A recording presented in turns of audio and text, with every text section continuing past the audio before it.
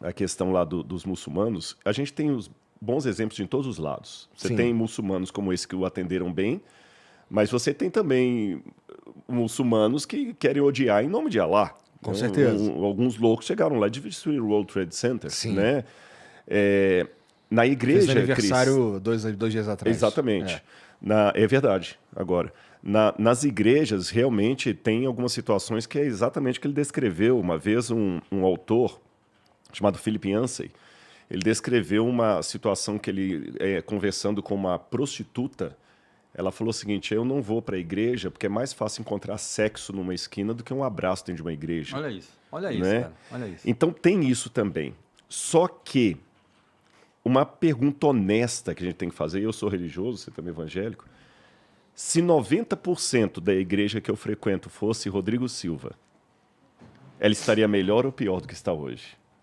Se 90% do Brasil fosse Rodrigo Silva, Cléster Cavalcante, Igor, Se fosse estaria eu, tava ferrado. Não, mas aí a gente que tá, tem que fazer essa pergunta. fosse eu, Mas tava- essa pergunta, ela Aí ia ela virar tem um caos mesmo. Para um cara que não tá disposto a admitir os próprios erros, para um Sim. cara que não tá disposto a fazer sua autocrítica, ela é uma pergunta que ela sempre vai ter resposta sim, e até melhor. que eu. Exatamente.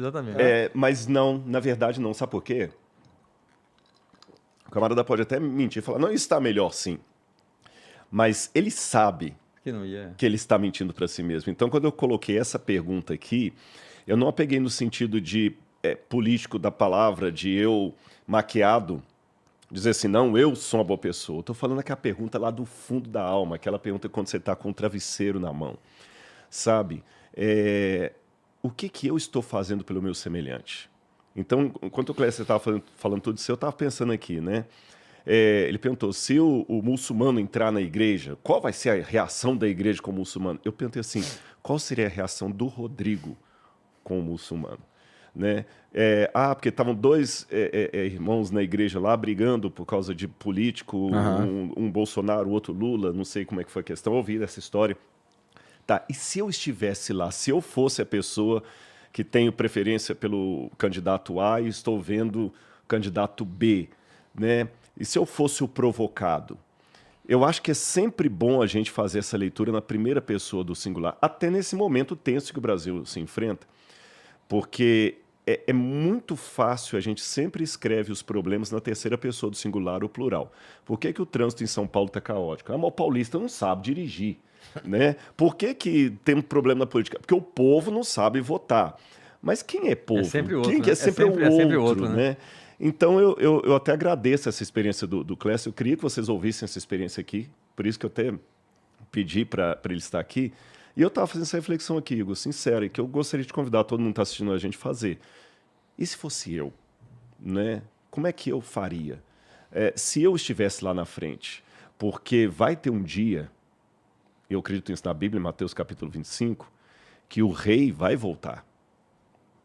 E ele vai dizer, não na terceira pessoa, mas ele vai dizer na segunda. Né? Ele vai falar para alguns e falar o seguinte, venham benditos de meu Pai. Entrem no reino que está preparado para vocês desde a fundação do mundo. Porque eu tive sede, vocês me deram de beber. Eu tive fome, vocês me deram de comer.